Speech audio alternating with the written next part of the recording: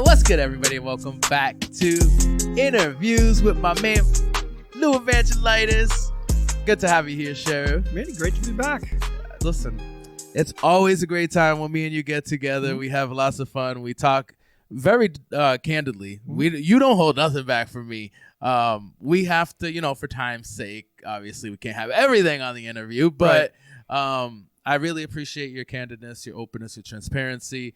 And I know you'll come back and hang out with us some more. So if you guys have any questions, please feel free to hit us up at Manny J Media on Facebook or Instagram and submit your questions for Sheriff Lou or any of our other guests who, we try to get everybody to return. So, if you come back, maybe we'll get some community questions for you. I know we have a few here today that I'm excited to present to you. But before we get to community questions, I do have somebody here who wants to come join us. I'm sure you'll recognize him. My man John jumping in. Welcome to the show, John. Hold on, let me unmute you. I gotta get used to that part. Hey, Manny. Yeah. Can you hear me? Am I doing good? I think you are. Yeah. Do you want a headset? No, I'm good. You sure? This is. I didn't offer you a headset. Who does that? Do you want a headset? Look good in a headset, but I don't need it. You do look good. I kind of like it. Make you feel cool, but I don't Can you need see one. me, Cole? Next time. I don't want to take it away from you. This is your show. No. No, I'm joking. I'm joking. How you doing, Sheriff? I'm good, John. I got you. Look at that. Come on, get I feel looking cool good when like I'm me. on, That's right. Got enough rope here? Yep. All right. Nice. There we go. Can you Now hear you're me? looking official. Can you hear me good? Sheriff Yeah. Lou with the podcast dude. Make sure to take another picture of this, all right? I need that. Absolutely. All right. This there is you the go. official picture right Yeah, here. this is the one I want. Welcome, John. So, Thank you for having Sheriff me on. Lou is back. Thank you for being here. Let me turn you up a little bit. Can you hear me good now? I can hear you great now. Awesome. Well, actually, Maybe that'll work. Maybe actually a little bit of an speaking angle. into the microphone That would will help, work. yeah. It's great to have you here. I love when you jump on in these interviews. And so I'm just going to hand it off right to you. All right. So, Sheriff Lou, one of the things that we got to talking about during the election season was the 2018 Criminal Justice Reform Bill, right? And so you had to deal with a lot of questions, not from Manny and I, in other forums about how that either affects or doesn't affect the sheriff's office. Now, some of those provisions aren't applied to the House of Corrections versus the Department of Corrections. Right. But one of them that you had talked about with us was data collection, specifically in relation to mental health suffering inmates, right? And so I know you had said before the election you were talking about figuring out a way to implement that early on in this term. And at your party, at the victory party, we had talked a little bit about that, you and I. So why don't you just tell people about this idea that you have rolling out over the next 6 years about really targeting and drilling down on inmates who suffer from mental health issues? I will, John, and I'm going to lead into it by telling you how kind of the evolution of I think the criminal justice system and the world in which we live in intertwine. And it's interesting. I'm reading a lot of material on this right now. I have this program I'll get to your question, believe me, but I have a program that I just did twice last week called Face to Face, where I go into the schools and I talk to young people about the myths and facts about drugs. It's about a 45-minute interactive presentation, has a lot of videos and songs and before and after photos. But I like to talk to the young people because of the myths about drugs. Because when I first got to meet the inmates at the jail, they all told me the same story. Their life. I think I've told you this before. Same life stories summed up in about 15 seconds. It all started with drugs and alcohol. And they said to me at one point, Sheriff, do I wish someone came into my school and told me about the facts? Because I knew every myth. I could quit anytime I wanted, that these are medicine, they're not addictive, you name it. There's 1,000 myths, and most people at a young age believe them all. Facts are unfortunate reality. If you see people incarcerated, they wish they'd known those facts. So I've been kind of evolving with this system. And when I got in, I remember the opioid crisis was big. Other drugs were big. That was sending a lot of people spiraling their lives and into incarceration. We've seen some very significant developments since then. I think a lot of people maybe are still stuck in the opioid world, but I think you guys, we all know what's going on.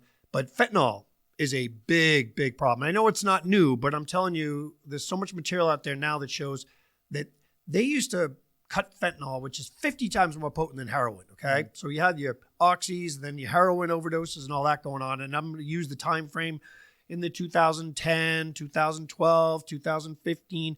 Next thing you know, fentanyl comes on the street. It's 50 times more powerful. It's cheaper. It's being cut. So they first started cutting people's oxy pills, whatever, or oxy. with some fentanyl and making fake pills with fentanyl because it was cheaper. So instead of having to cost you $5 a pill and sell them for 50, you could make them for $2 a pill and sell them for 50. Well, next thing you know, they start cutting everything with fentanyl. Now you got cocaine out there. You get cocaine in the street, it's got fentanyl in it because you know what? It's more addictive, it's cheaper, and it'll make you come back for more. And we all know. Has a street name too now, right? Rocket Fuel. That's this exactly. big thing here in Worcester, yeah. Exactly. So you know what's going on. This is incredibly dangerous times we're in right now. Everything's getting kind of switched around, and this new drug that I had a meeting because I'm on the Massport board, and we had an FBI come in on our last meeting and give us a little bit of a breakdown on security issues, which I'm not going to talk about because it was an executive session. But we can talk about what I asked them off the record was there's a new type of methamphetamine out there. It's called PT2. It's coming out of Mexico. They don't make it with the ephedrine anymore. They used to make it out of Sudafed. Yeah. This is a different drug. It's cheaper. They're making it, the price has dropped about 90%, and it's taking over. And what it is a psychotic drug. It's actually, my daughter lives in Los Angeles, and for the first few years she was out there, I used to walk through the street encampments. The homelessness out there was beyond belief. Yeah. I mean, 50, 60, 70,000 people. You would walk through there without a concern in the world, really. But now there's a lot of psychosis out there because they've gotten into this very dangerous. I heard the best analysis I heard of it. They shouldn't call it methamphetamine anymore because it's not. It's a psychoactive drug. It's creating massive amounts of paranoia, confusion, violence, and it's taken over. And it's so cheap, and they're just addicting people to this. And it's pumping through. So, and this is synthetic chemicals. Synthetic chemicals, 100%. It's cheap. It's really kind of taken over. And the irony is that New England's the last region that's been really hit hard by this. If you talk to people in the American South, Southwest, Midwest, this methamphetamine, they call it, is really taken over. And real quick, can I? Yeah. I don't mean to go too far off topic, but can we agree that this is not being smuggled across the border, right? This is it's being smuggled across the border. It is being 100%. This is all Mexican in cartel. giant tractor trailers full. Homegrown. No, this is China-produced fentanyl going into Mexico, and then they use some of that into the product, but they're also creating their own crystal meth down there, or methamphetamine, by doing it, and then they move it across the border in ginormous quantities. It's almost all Mexican. It's not coming in through backpacks, is what you're trying to ask. That's what I was hoping. It's coming through. This is a targeted, intentional, corporation level type plan. We're talking about cartels, and massive, the only thing that's changed on that, John, is, and this is what I'm learning as I go, but the cartels had such control over the heroin, the different type of drugs coming across. This one, because it can be made so cheap and can be made like anywhere, we're seeing it predominantly in Mexico, but it's being made in like isolated factories that aren't as much cartel oriented. But the cartels usually get around to it and they clean them out pretty quick, and then they get control. But my only point about this whole thing is New England hasn't been spared the wrath of this drug, this new type of methamphetamine. It's probably coming. I've heard it's now in Rhode Island. It's in New Hampshire. They're trading it for guns. It's coming. But the reason I bring it up to your question, which is the real essence of it, is things change in this business, and you have to stay on top of it. And drugs changes. Well, we talked a lot about, when I first got in there, about the drug misuse and abuse and dealing with rehabilitation that way. But we weren't focusing on the mental health aspect as much. And now I'd say in the last few years, and maybe we could have been thinking about this 10 years ago, but I can only say to you, as those in this business, we've really put a laser focus on the mental health aspect. If you're not treating it just as much as you are the opioid and drug side, you're missing half the equation.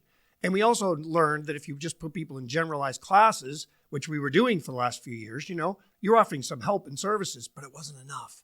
And we realized that you've really got to invest in mental health if you want it to succeed. I mean, it sounds good to say we offer mental health to everybody, but if you're not offering the type of mental health they need, you're not really being effective. And we learned by making the investment, and I said, remember our first investment was about $400,000. We asked our advocates, who are our third-party contractor. So we don't provide these services directly. I like the contract. I can hold them accountable. This is their business, and they deal with this. Advocates came in, they offered it, they brought us additional counselors and additional programming, and now we have individualized assessment and treatment programs for anyone in the facility that needs it. That's expensive.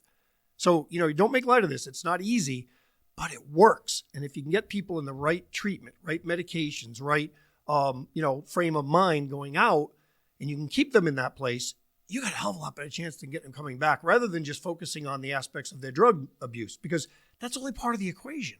So we have really focused on that. I'm really proud to say we've developed a whole new programming area. The place where we used to have our STOP program, Manny, where I talked about we're moving it up to this new building, a brand new facility with the substance treatment programming.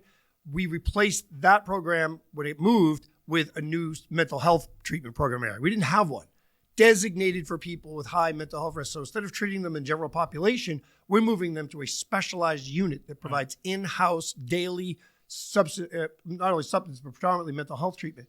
So this is the way we have to approach it. So, and that way you're actually addressing the root of the problem and not just warehousing, right? Or just trying to give them superficial program, which at the end of the day didn't really work. Like, wasn't we intentionally, we thought it was enough. We've just learned as we go. Just like we watch the drug trends change. And if you're not on the current drug trends, because look, we all know, I'm probably older than everybody here in this room, probably times 2, but the point is, we all know old, drug trade. Like when I was a kid, I remember, people smoke weed and hash, and then there was, occasionally see some speed out there, and you had things like that. And then there was this heroin, and that was about it. Maybe a little cocaine in the 80s came on, but it wasn't this nefarious kind of awful, cheaply chemicals produced that have just transitioned into opioids and, the false promise of a non-addictive painkiller, by the way, which is ludicrous, and it's never existed, never will.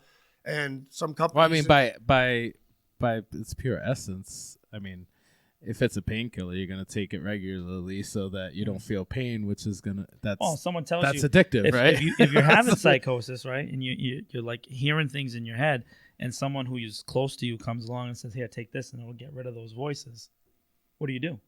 And then maybe for the moment it feels all right, but then all of a sudden, what the sheriff's saying happens. You lash out because you can't get that same feeling again, because it only works once, right? Because he's just trying to get you in. Yeah, you're chasing that high, especially the morphine high, the heroin high. One of the scariest things you'll ever hear is anybody you talk to who's been through heroin will tell you the first time you get high with heroin, you shoot up or whatever, you'll chase that high the rest of your life, and you'll never get it again.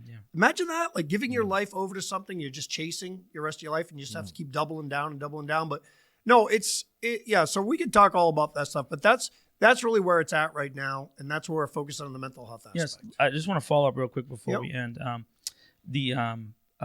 One of the things that has happened with this data collection thing, right? So as you're identifying inmates who have mental health issues and then putting them into specialized units, there are other sheriffs in this state, both Democrat and Republican, and we don't have to do it by name, but we there are a couple of them that are very prominent who are refusing to share that data, right? And I mean, not that long ago, there's sheriffs that are transferring to you an inmate, for example, who has serious problems, but then you don't know the background because they're refusing to give you that information. So the 2018 reform bill, the idea was that information would go into some kind of central database. That's right. But they opted out the sheriffs, and now you have your own database. How do you feel about that kind of internal sharing between facility to facility? Because if you have a guy who's really struggling with significant problems and he needs to be transferred for safety reasons or for trial purposes or for whatever the reason is that he's coming into your care, why would there be a willingness to refuse that information? I know that you haven't, but other sheriffs have. John, I'm not familiar with who those sheriffs are. Yeah. I mean, I'm not. I mean, we do have I guess I could name one. I guess, Sheriff Hodgkins has really gone out of his way to not share information with a lot of people. First of all, Sheriff Hudson is no longer sheriff. So, I mean, I can comment on that, but I can only tell you he was always scrutinized. He was kind of like a lone wolf sheriff. I'll be honest. I had my own opinions about him, but the reality was he did things his own way. He was a little bit that way, and a lot of people didn't like it. But, I mean, it made sense in the reform to have a standardized sharing system. We all enter the same database. We can look up any inmate in any system to know who they are. If they come our way, we know who they are. We've always been part of that system. We always want to have that ability to share. We do share a lot of inmates. People may not realize this, but a lot of inmates do get moved around. Now, remember this now, you do have a responsibility to house someone as close to home as you possibly can. That's a right you have. Like, you just don't willy-nilly move people around. Right. But if you have a gang leader, for example, who comes in and wants to be a real problem and start creating a real problem and starts creating violence, you can move that inmate. You can move them to another facility. But we share inmates, so if we move someone out there, they'll move someone there. We always have that background and information. Good. Otherwise, we are in this thing together again, and you can't have people arrive to you and not understand where they're at. So I haven't had that experience. Others may mention it. But I've never had that experience where we got somebody and we were chasing info on their background that would have helped us. Because you remember, one of the most important things we do is classification. Right. First get somebody, they walk in the door. First thing we got to figure out is who do we have here and where should we put them, right? I mean, every single inmate has to be decided. Who do we have? Where do they go? And that depends on their gang affiliations, their substance treatment programming, where they are in the spectrum of as far as mental health and substance abuse and misuse, things like that. So we need that's all before you even deal with what they're arrested for. Oh, when they come in, we have to, frankly, what they're arrested for, that's right. That goes into a different category there, but it's really critical. So I don't know of any sheriffs that won't provide that to each other, because we're all this thing, doing it together, and we always look to help each other. I mean, if I take an inmate from Plymouth County, for example, or Middlesex, I'm doing them a favor. They call us. They don't just send them over. Hey, could you take this person? This is the deal. Yeah, we got them. Hey, would you mind taking somebody? And we always look out for each other. Never heard a sheriff say, no, we won't do it. We all understand it. It's very similar worlds we live in, Excellent. Well, thank you so much. I appreciate you jumping on in, John. Now you jump on out, because we're going to take a real quick break. And when we come back, we're almost out of time, but I want to make sure that we get some of our community questions in. And, if there's anything else that we hadn't touched on yet that you really wanted to let everybody watching know about. But until then, we will be right back. I'm Manny. This is Interviews.